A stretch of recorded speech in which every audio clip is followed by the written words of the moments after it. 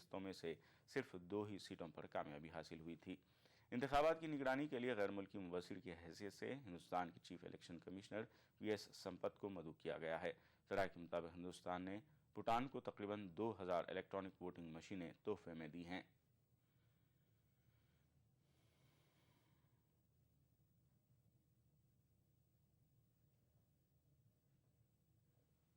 माह रमज़ान की अहमियत तमाम दूसरे महीनों से कहीं ज़्यादा है। रमज़ान के इस महीने में इबादतों की अपनी एक ख़ास अहमियत है और इसलिए मुसलमान रोज़ा रखने के साथ साथ खुसूसी इबादतों का भी एहतमाम करते हैं। माह रमज़ान में इबादतों में इस्तेमाल होने वाली अशिया की ख़रीदारी भी इस माह में बढ़ जाती है।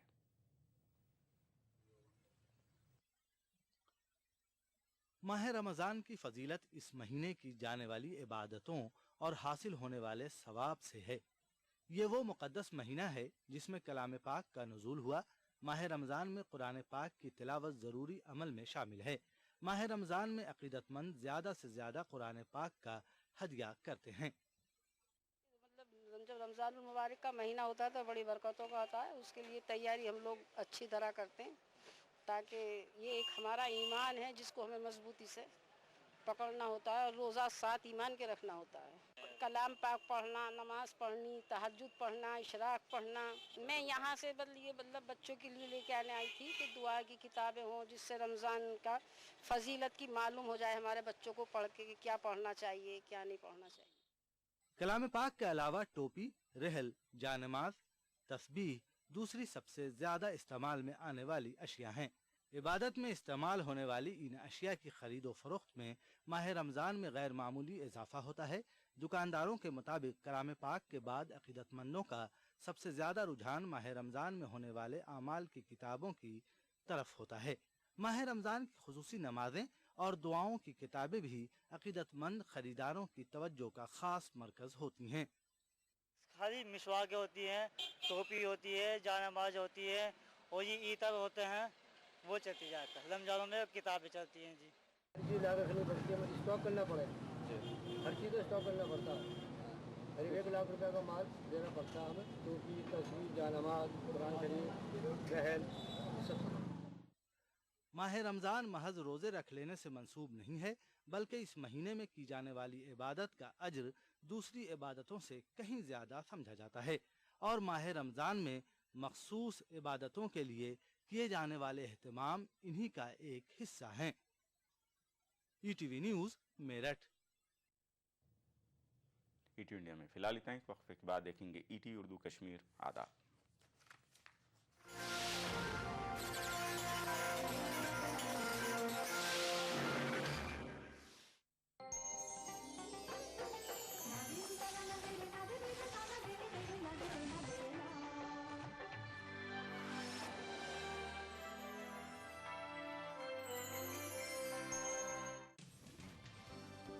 जिंदगी के इस सफर में सच्चाई हमारी हमसफर हो।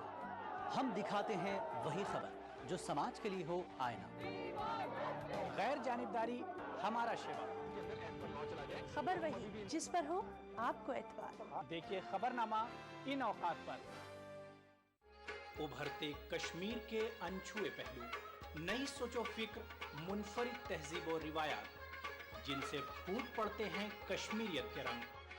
देखिए कश्मीर एक्सप्रेस पीर की रात 8 बजे और मंगल की शाम 6 बजे सिर्फ ईटीवी उर्दू पर।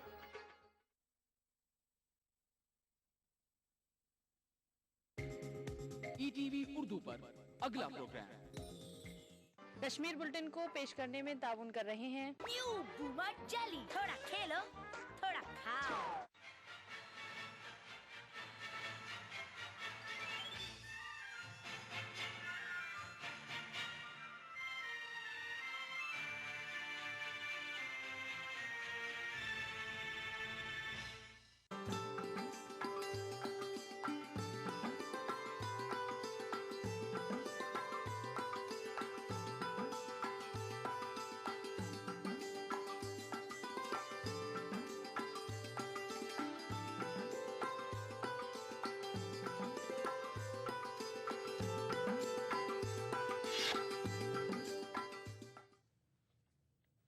नाज़रीन आदाब, ईटी उर्दू कश्मीर में आपका खैर मकदम है। सबसे पहले सुर्खियों पर एक नज़र। कश्मीर में सब्जियों और गोश्त की कीमतों से आवाम बेहाल, सरकारी नरकनामा की उड़ाई जा रही हैं धज्जियां, गिराम फरोशी पर लगाम कसने की लोगों की मांग। बांडीपुरा में पटवार खानों की गैर मौजूदगी के सबब महकमे माल का अहम रिकॉर्ड बोसीदा, आवाम को भी सख्त मुश्किलात का सामना। और बुलंद हौसला और सख्त मेहनत ही कामयाबी की जमानत, मुल्क की अंडर 19 क्रिकेट टीम में जगह पाने वाले जम्मू के क्रिकेटर की उभरते खिलाड़ियों का पैगाम।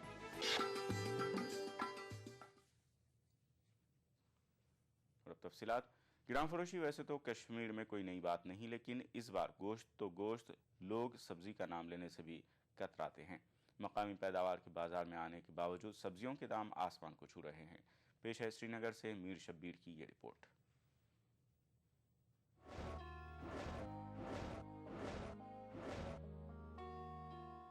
श्रीनगर के इन बाज़ारों में सजी इन सब्जियों को देखकर मुंह में पानी तो आता है, लेकिन इनके दाम सुन मुंह तो मुंह, मन तक खट्टा हो जाता है। वैसे तो सरकारी नरखनामा पर टमाटर 40 रुपये फ़ी किलो बिकता है, लेकिन असल में ये 60 से 70 रुपये फ़ी किलो से कम नहीं मिलता। टमाटर तो टमाटर, बैगन ने भी जैसे देखा देखी इसका रंग पकड़ लिया और 60 रुपये फ़ी किलो तक जा पहुंचा। ये अलग बात है कि सरकारी तौर पर ये अभी भी 30 ही रुपये में बिकता है। कुछ दिन कबल 10 रुपये फ़ी किलो में बिकने वाला कश्मीरी हाक अब कम से कम 30 रुपये में बिकता है। यही हाल बाकी सब्जियों का भी है। सब्जी बहुत तेज है। 60 रुपये ये टमाटर है, 80 रुपये करेला है, 50 रुपये 60 रुपये ये मटर। कोई देखता नहीं इनको? कोई नहीं देखते, कौन है देखने वाला? यहाँ गरीब को कोई नहीं देखते। सरकारी नरखनामा और असल कीमत में न सिर्फ हद से ज़्यादा का फ़र्क है, बल्कि नरखनामा कहीं नज़र ही नहीं आता।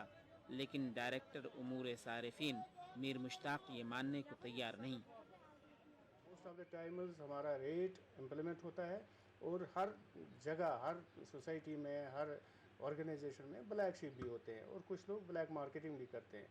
उनके खिलाफ बाज़ाब्ता कार्रवाई की जाती है और हमने कई लोगों को FIR भी किए हैं, कई लोगों को पेनल्टी भी लगाई है। आप यकीन करें या न करें, हमने 12 लाख की पेनल्टी लगाई है आज तक।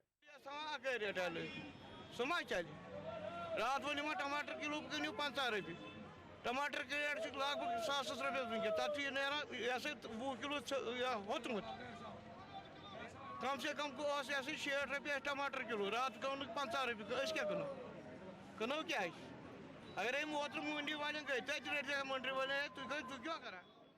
हालांकि मकामी तौर पर उगाई जाने वाली कई सब्जियां बाजार में आ चुकी हैं, लेकिन उसके बावजूद सब्जियों की कीमतों में कोई फ़र्क नहीं आ रहा। कश्मीरी बैगन 5 रुपये फ़ी अदद के हिसाब से बिकते हैं और बाकी जैसा ग्राहक वैसी कीमत। सब्ज़ी फरोशों का कहना है कि मकामी सब्जियां अच्छी खासी मिकदार में दीगर रियासतों को सप्लाई की जा रही हैं, जिसकी वजह से महंगाई बढ़ती जा रही है। 4 बजे नीरान घर पे मंडी वसान, अगर 5 बजे वातो 5:30 वातो तक बन सौदा कहें। वजह गाड़ी दिल्ली तम तमो थमो तैयार। वो वन तो क्या करो, या तुत कह बुत यह गोस नबर ग सौदा कहें। ये वनकस वांगुन ये 4 रुपये 5 रुपये कह, वनकस रुपये वांगुन, वनकस आल 10 रुपये।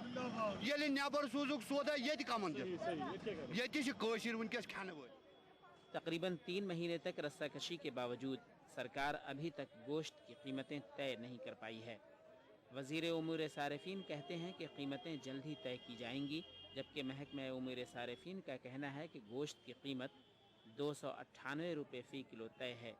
इस कन्फ्यूज़न के बीच कसाब हजरात 330 रुपये में गोश्त बेचकर सारिफीन को 2-2 हाथ लूट रहे हैं। नंबर कार है टमाटर किलो देना प्रॉपर्टी 70 रुपये 60 रुपये टमाटर किलो, मंडी में 55 रुपये पे टमाटर किलो मल। वो कुछ गरीब क्या टमाटर किलो तमिस सूरत खाने। महकमा उमूर सारिफीन के साथ साथ आम लोगों को भी अपनी जिम्मेदारी का एहसास करते हुए गिराम फरोशी के खिलाफ उठ खड़ा होना चाहिए। अगर सारिफीन खुद सरकारी रेट लिस्ट पर अमलावरी पर जोर दें, तभी इन मसाइल पर काबू पाया जा सकता है। ETV news Srinagar. ज़िला कुलगाम में रमज़ानुल मुबारक के मुतबरिक अय्याम में नाजायज़ मुनाफाखोरी उरूज पर होने और लोगों को अशिया खुर्दनी हासिल करने के हवाले से मुश्किलात होने से मुतालिक ETV पर जुमेरात को खबर नशर होने के बाद ज़िला तरक्याती कमिश्नर कुलगाम की हिदायत पर एडिशनल डिप्टी कमिश्नर कुलगाम की क़यादत में मुख्तलिफ महकमों की एक टीम ने कस्बे कुलगाम के बाजार का अचानक मुआयना किया।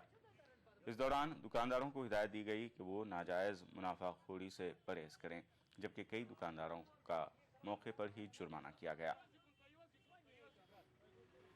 और ये मार्केट चेकिंग साल भर हमारी तरफ से वैसे भी चली आती है और माह रमज़ान में हमारी और कोशिश होगी कि हम इसको इंटेंसिफाई करें। वज़ीर बराए उमूर सारिफीन व अवामी तक़सीम कारी चौधरी मोहम्मद रमज़ान का कहना है कि कश्मीर में सारिफीन को 2 दिनों के अंदर अंदर खांड फराहम किया जाएगा। वो श्रीनगर में हमारे नुमाइंदे रिफत अब्दुल्ला के साथ खुसूसी बातचीत कर रहे थे। खांड या आटा नहीं है, खांड हमें गवर्नमेंट ऑफ इंडिया से मिलता था थ्रू FCI। 22 मई को गवर्नमेंट ऑफ इंडिया की तरफ जो फूड मिनिस्टर है उनकी तरफ से एक आर्डर निकला। उन्होंने कहा कि हम सारे कंट्री को जो FCI खांड देती थी वो हम नहीं दे पाएंगे। अब जो हमारे पास जून के महीने में हमने खांड दिया, क्योंकि हमारे पास कुछ रिजर्व हमारा होता है, वो हमने जून के महीने में दिया। इस वक्त भी FCI के पास थोड़ा खांड मौजूद है, हम उनको बहुत ही परस्यू कर रहे हैं। हमने वो बात भी गवर्नमेंट ऑफ इंडिया से की है, जो FCI के गोदाम में जम्मू में खांड पड़ा हुआ है वो हमें दे दें ताकि हम ये माह रमज़ान का महीना भी निकालें। और मुझे पूरी उम्मीद है इंशाअल्लाह ताला हम इसमें कामयाब हो जाएंगे। नाज़रीन, उमूर सारिफीन और ट्रांसपोर्ट के वज़ीर चौधरी मोहम्मद रमज़ान के साथ हमारी नुमाइंदे रिफत अब्दुल्ला की खुसूसी बातचीत आपको 15 जुलाई यानी पीर के रोज़ 8 बजे कश्मीर एक्सप्रेस प्रोग्राम में देख सकते हैं। अनंतनाग में गुज़िश्ता शब जामे मस्जिद और दीगर कई मकामात पर मुबैना तौर पर हिज़्बुल मुजाहिदीन की धमकी भरे पोस्टर चस्पा पाए गए, जिसके बाद लोगों में सनसनी फैल गई। इन पोस्टरों में हिज़्बुल मुजाहिदीन की जानिब से ऐसे अफराद को बाज आने के लिए कहा गया है जो किसी भी सूरत में सियासतदानों या फिर पुलिस और सिक्योरिटी फोर्सेस की कुर्बत में हों। इसके अलावा अनंतनाग के मुख्तलिफ इलाकों के 33 अफराद के नाम भी मुश्तहर किए गए हैं और इन्हें अपनी सरगर्मियों से बाज आने के लिए कहा गया है। दरियासनाम पुलिस ने इस मामले का संगीन नोटिस लिया है। SSP अनंतनाग RK जाला का कहना है कि पुलिस ने इस सिलसिले में मामला दर्ज किया है और पोस्टर चस्पा करने वालों की तलाश शुरू कर दी गई है। फाजलपुरा बांडीपुरा में पुलिस ने मुबैना तौर पर यास्मीना नामी 18 साल लड़की को अपने ही चाचा और चाची की जानिब से मिट्टी का तेल छिड़क कर जलाने के इल्ज़ाम में गिरफ्तार कर लिया है। पुलिस के मुताबिक यास्मीना के वालिद ने अपने भाई को उसके घर के करीब लगे बेत के दरख्त काटने का तकाजा किया था और इस मामले को लेकर दोनों घरों के दरमियान झगड़ा हुआ और जिसके दौरान मुबैना तौर पर बशीर अहमद मलिक नामी शख्स ने अपनी बीवी के साथ मिलकर अपनी 18 साल भतीजी पर तेल छिड़क कर उसे आग लगा दी।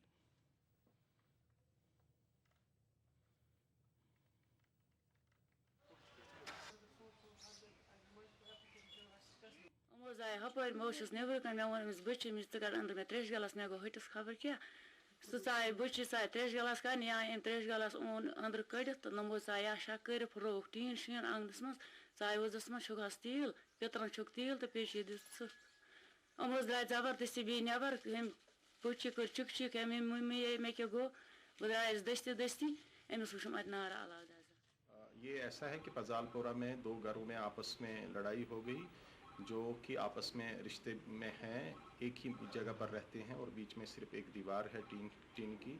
वहाँ पर 2 घरों में आपस में लड़ाई हो गई और लड़ाई के नतीजे में एक लड़की उसने ये बयान दिया है कि उसको बशीर अहमद मलिक और उसकी अहलिया ने जलाने की कोशिश की और जिसकी पादाश में हमने केस रजिस्टर किया हुआ है और दोनों को गिरफ्तार किया गया है और लड़की जो यास्मीना है वो श्रीनगर में ज़ेर इलाज है। केस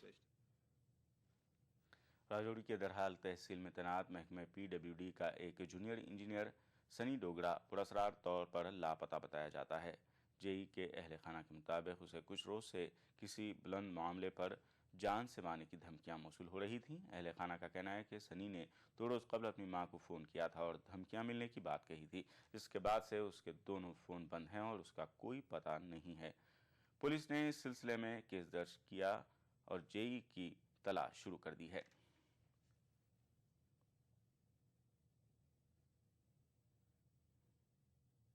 पुलिस में भी रिपोर्ट कर रही है, पुलिस भी अभी आज से ही पता कर रही है, देख रही है कि उनके कॉल वगैरह जो डिटेल्स निकालनी है वो गए हुए हैं। तो उसके लिए हमने अपनी जितनी भी एजेंसी है उन एजेंसी को लगा कर रखा है इसके बाद फिर हमने आज मीटिंग रखी है 11 साढ़े 11 बजे हम पुलिस के साथ मीटिंग करके कोशिश करेंगे कि जहाँ से हमारी यही कोशिश है कि कहीं ना कोई ऐसा क्लू निकले जिससे कि ये फैमिली बेचारी जो है इस वक्त कितनी परटर्ब है।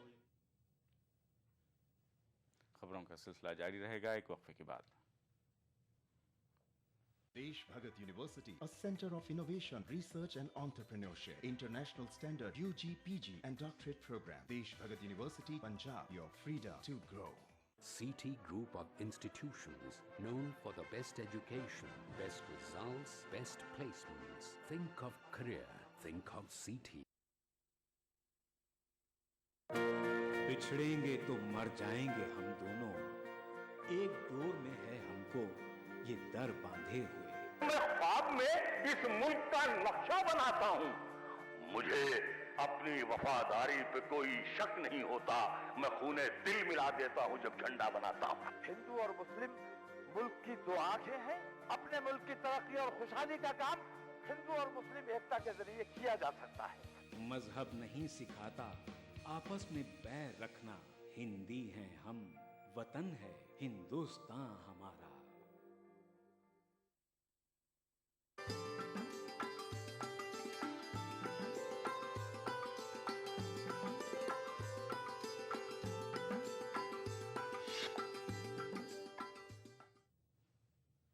उर्दू कश्मीर में एक बार फिर आपका खैर मकदम है। बांडीपुरा में कई पटवार खाने मौजूद न होने की वजह से पटवारियों ने बाजार में दुकानों पर अपना डेरा डाला है। बार बार डेरे बदलने की वजह से महकमे माल का अहम रिकॉर्ड न सिर्फ बोसीदा हो चुका है बल्कि नामसाइद हालात के चलते लोगों को पटवारियों तक रसाई नामुमकिन बन जाती है। मकामी लोगों का कहना है कि महकमे माल ने न सिर्फ उनके रिकॉर्ड को गैर महफूज जगहों पर रखा है बल्कि उनका रिकॉर्ड कभी भी ज़ाय हो सकता है। दूसरी जानिब पटवारियों का कहना है कि वो मजबूरन दुकानों को बतौर दफ्तर इस्तेमाल कर रहे हैं और रेवेन्यू रिकॉर्ड के लिए फायर प्रूफ जगह फराहम करना हुकूमत का काम है। दूसरी जानिब जिला इंतजामिया का कहना है कि मुशावरत के बाद कोई फैसला लिया जाएगा।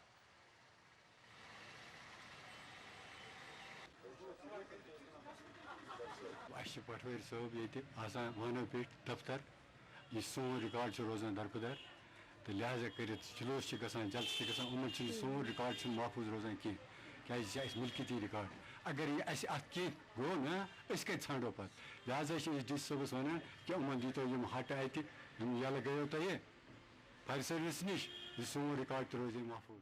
हमने बारहा गवर्नमेंट से गुजारिश की थी कि हमें पटवार खाना चाहिए जो कि महफूज हो। गवर्नमेंट टस से मस नहीं हो रही है, हम मजबूर हैं बाजारों में दुकानों पर बैठे हुए हैं। आपकी वसादत से उन तक ये पहुँचाना चाहिए, वो देखा है, रिप्रेजेंटेशन दी है। और दूसरी बात यह है कि पटवारी का काम ये तहसीलदार का काम है, वो एजुकेट करेगा उसको क्या चाहिए क्या नहीं चाहिए। मैंने तहसीलदार के साथ बात की है, I have taken up the matter with tehsildar. मैं देखूंगा वो क्या कहेगा, वो रिपोर्ट क्या देगा और फिर मैं देखूंगा उनको क्या जरूरत है, उसके मुताबिक उनको अकोमोडेट किया जाएगा। कुपवाड़ा ज़िले में इमारती लकड़ी की अदम दस्तियाबी की वजह से लोगों को इंतहाई मुश्किलात का सामना करना पड़ रहा है। अगरचे लोगों ने मुख्तलिफ तामीरात खड़े किए हैं लेकिन इमारती लकड़ी दस्तियाब न होने की वजह से उनके तामीराती काम कई सालों से रुके पड़े हैं। लोगों को कहना है कि अगरचे तामीरात खड़ी करने के यही महीने होते हैं, ताहम लोगों ने महकमे से सैंक्शन तो हासिल की लेकिन इमारती लकड़ी फराहम करने के लिए महकमा जंगलात नित नए बहाने बना रहा है। इस मामले को जब ETV ने वज़ीर जंगलात मियां अल्ताफ़ के साथ उठाया तो उन्होंने यकीन दिलाया कि बहुत जल्द लोगों को इमारती लकड़ी फराहम की जाएगी।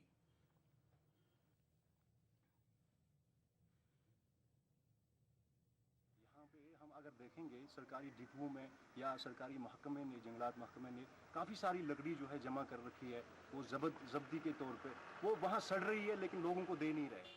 सैंक्शन देते हैं तो सैंक्शन का क्या मतलब हुआ कि हमें लकड़ी मिलनी चाहिए, उसका थोड़ा ये मतलब ये है कि हम 6 महीने इंतज़ार, 8-8 महीने, 1-1 साल हम इंतज़ार करते हैं आज कल आज के कुछ स्टॉक्स हैं तो उसमें कोई कानूनी अड़चनें आती थी तो उनमें भी हमने सॉर्ट आउट किया।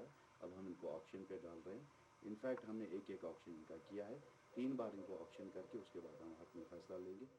3 दिनों में जो भी यहाँ रेस्पेक्टिव डिवीजन हैं कुपवाड़ा डिस्ट्रिक्ट के या बारामूला के, उनमें सेल शुरू करेंगे और साथ साथ जो इनका कोटा लकड़ी का जो है जो इनको डंप करनी है वो साथ साथ डंप भी होगा।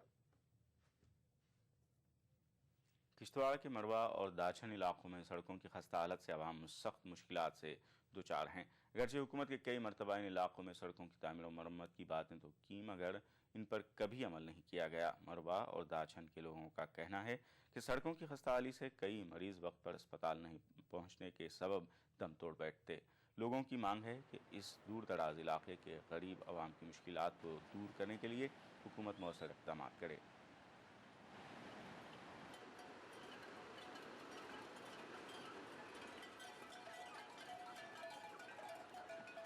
सबसे बड़ी प्रॉब्लम जो है मड़वा में वो रोड की है। हमें रोड नहीं है, या जो पिछले 50-60 सालों से पड़ा हुआ है। सब गवर्नमेंट, जितनी भी गवर्नमेंट अभी तक आई है, ये सब हमें ही बताते हैं कि हम आपको रोड दे देंगे, और इलेक्शन के दौरान में ये हमें से वोट खींच कर लेते हैं, लेकिन यहाँ कोई भी तवज्जो नहीं देता है हमारे रोड में। रोड के बारे में मैं ये समझता हूँ कि हमें इग्नोर किया गया है हर वक्त। हर इतनी देर हो गई है लेकिन हमें कभी रोड नहीं आया है। हमें ये समझ नहीं आती है इसमें सियासत है ये क्या है। जम्मू के दो के वज़ीरान इलाके के लोगों ने फ़ौज और इंतज़ामिया के खिलाफ एहतजाज किया। एहतजाजियों का कहना था कि फ़ौज ने उनकी ज़मीनों पर कब्जा किया है। एहतजाजियों का कहना था कि मुताल्लिक़ा ज़मीन को मिनी स्टेडियम, कम्युनिटी हॉल और हेल्थ सेंटर की तामीर के लिए वक्फ किया गया था, ताहम फ़ौज इस पर कब्जा कर रही है।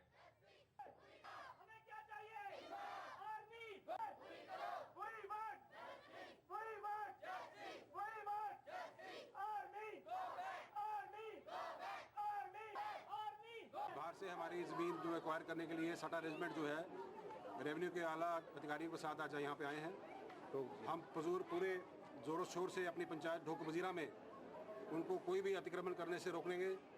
हम इसमें हर तरह की कोशिश करेंगे कि उन्हें जिस तरीके से भी रोका जाए। एमएलए उधमपुर और Panthers party leader Balwant Singh Mankotia ने उधमपुर डेवलपमेंट अथॉरिटी जल्द कायम करने की मांग की है। उधमपुर में एक प्रेस कॉन्फ्रेंस से खिताब करते हुए मंकोटिया ने कहा कि ज़िले के अक्सर इलाके अभी भी तामीर और तरक्की के हवाले से काफ़ी पीछे हैं और ज़िला भर में तरक्की को यकीन बनाने के लिए इस अथॉरिटी का कायम होना ज़रूरी है। मंकोटिया से सरकार से इस मामले पर जल्द कार्रवाई करने की मांग की। 2002 के बाद उधमपुर टाउन और इसके एडजॉइनिंग जो एरियाज़ हैं उसकी डेवलपमेंट के लिए हमने बार बार बोर्ड मीटिंग के अंदर बात करी, और हमने ये महसूस किया कि जब तक उधमपुर में एक उधमपुर डेवलपमेंट अथॉरिटी नहीं बनती है तो हमारे उधमपुर और इसके एडजॉइनिंग जो एरियाज़ हैं उनकी एक प्लान तरीके से डेवलपमेंट नहीं हो सकती है। आर्म्ड पुलिस के एडिशनल डायरेक्टर जनरल SM सहाय ने कहा है कि जम्मू कश्मीर पुलिस की तरफ से मुरतब की गई स्पोर्ट्स पॉलिसी बहुत जल्द मंजर-ए-आम पर आएगी। वो श्रीनगर में ETV के साथ बातचीत कर रहे थे। पॉलिसी ड्राफ्ट हो चुकी है, it's under consideration right now. किस तरह की पॉलिसी है सर, क्या कुछ खास होगा इसमें? अब वो जब तक उसके फाइनलाइज नहीं होते, मगर उसमें 2-3 एस्पेक्ट्स हैं हम लोगों ने रखा है। प्लेयर्स के मतलब स्पॉटिंग जिसे कहते हैं, स्पॉटिंग ऑफ टैलेंट, उसके और फिर यंग टैलेंट को कैसे किया जाए, क्योंकि ज़्यादातर होता क्या है कि प्लेयर्स जब अपने पीक पे होते हैं तब हम रिक्रूट करते हैं, तो पीक के बाद प्लेयर का टीम में चलना बहुत ज़्यादा दिन होता नहीं है। तो जहाँ पे हमें एक्सपीरियंस प्लेयर्स को साथ में रखना है क्योंकि उनके तजुर्बे का फ़ायदा लेना है, हमें ये भी देखना है कि रियासत में जो नौजवान बच्चे हैं उनको किस तरह से हम लोग मौका दें कि उनका टैलेंट। श्रीनगर के सूरा इलाके में 7-a-साइड फुटबॉल टूर्नामेंट इख्तिताम पजीर हुआ। इस टूर्नामेंट का एहतमाम फुटबॉल प्लेयर्स वेलफेयर एसोसिएशन ने किया था।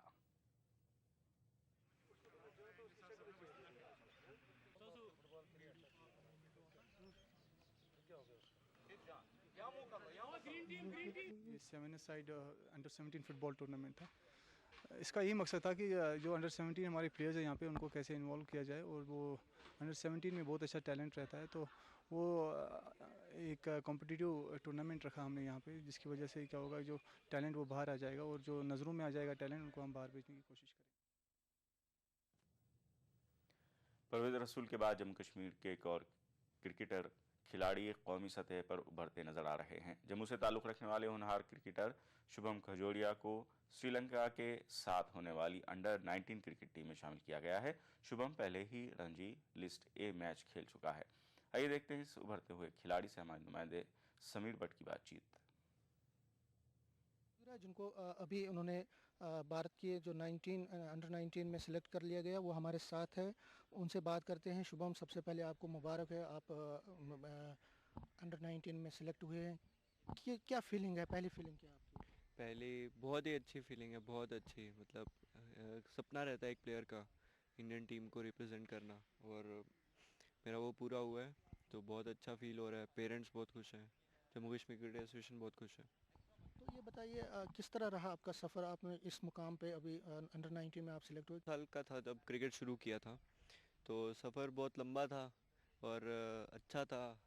थोड़ा सा बीच में ऐसा फेस भी था कि जब मतलब बहुत टफ था, मतलब अच्छा परफॉर्म नहीं हो रहा था और भी बहुत कुछ प्रॉब्लम्स थी, पर फिर भी कंटिन्यू किया और हार्ड वर्क किया और आज ये रिज़ल्ट मिला है। रणजी ट्रॉफी खेलने से मुझे जूनियर क्रिकेट में बहुत फ़ायदा मिला, मुझे एक कॉन्फिडेंस मिला, क्योंकि मैं सीनियर बॉलर्स को खेल के आ रहा था, तो मुझे 19 में थोड़ा कॉन्फिडेंस मिला और उसकी वजह से बहुत अच्छा परफॉर्म हुआ और मैं अब इस टीम में सिलेक्ट हुआ हूँ। परवेज़ रसूल का जो है, परवेज़ रसूल की सिलेक्शन पहले IPL में हुई थी और उसके बाद अब इंडियन क्रिकेट में वो शामिल किए गए हैं। उनका कितना प्रभाव आपकी क्रिकेट फील्ड में रहा, क्रिकेट में आपका कितना प्रभाव रहा? परवेज़ भी एक तरह से हमारे लिए वो थे, मोटिवेशन थे। मतलब पहले वो इंडिया ही खेले, ऑस्ट्रेलिया के अगेंस्ट 7 विकेट्स लिए, मतलब फिर उसके बाद दियोदर ट्रॉफी में इतना अच्छा परफॉर्म किया, फिर IPL खेले, फिर अब इंडिया टीम। तो एक तरह से मोटिवेशन थे कि अगर वो इतना अच्छा कर रहे हैं तो हम भी कर सकते हैं, और वो हमारे J&K क्रिकेट एसोसिएशन के लिए, हर एक प्लेयर के लिए एक मोटिवेशन थे। घर वालों ने भी कहा था कि ठीक है, अब तू क्रिकेट खेल रहा है तो अब क्रिकेट पे पूरा अच्छी तरह ध्यान दे। स्टडीज़ चल रही थी साथ में, ये भी नहीं था कि पूरी छोड़ दी थी, अच्छी तरह कर रहा था स्टडीज़ भी, पर क्रिकेट पे अच्छी तरह ध्यान था और किसी का कोई प्रेशर नहीं था कि स्टडीज़ अच्छी नहीं हो रही हैं, कुछ ऐसा। 2 क्रिकेट खिलाड़ी पिछले 1 महीने के अंदर अंदर ही 2 लोग अब इंटरनेशनल क्रिकेट खेलेंगे। आपको लगता है कि कमी नहीं है यहाँ पे, टैलेंट की कमी नहीं है, लेकिन जो सहूलियात हैं, जो फैसिलिटीज़ हैं, वो उनमें इम्प्रूवमेंट की ज़रूरत है? टैलेंट की भी कोई कमी नहीं है और ऐसा भी नहीं है कि फैसिलिटीज़ कुछ नहीं है। फैसिलिटीज़ आपको ऐसा तो नहीं है ना कि घर से उठोगे और फैसिलिटीज़ मिल जाएंगी। अब आपको उसके लिए हार्ड वर्क करना पड़ेगा, आपको पहले उस लेवल तक पहुंचना पड़ेगा कि नहीं एसोसिएशन आपको फैसिलिटीज़ दे। 19 में खेल रहे हैं, तो क्या लक्ष्य आपने, टारगेट क्या रखा है और कौन सा खिलाड़ी है जिससे आप प्रभावित होकर आप आगे जाना चाहते हैं?